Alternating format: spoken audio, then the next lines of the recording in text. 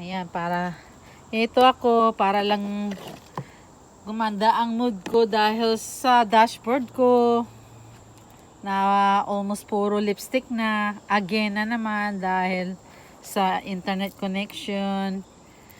Ayan po, ang bilis.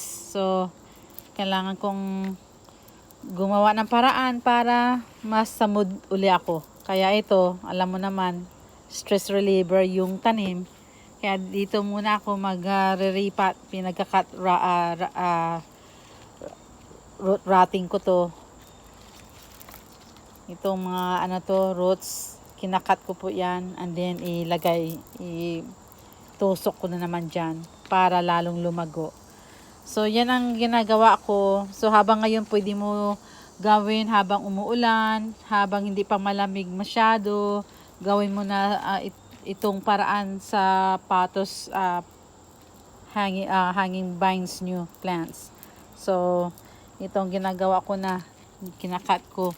So I hope you guys like these videos and give me a thumbs up, likes, comment, share sa mga plantitos dyan. Ayan, pang stress reliever.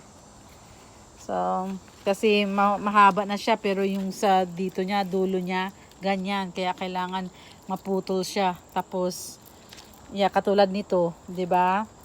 Yung mga yung mga branch niya, 'di ba, parang walang dahon.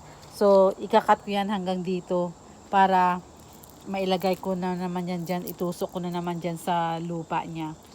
So, hope you guys like my video. Thanks for watching, mga sis at bro. You guys have a good one.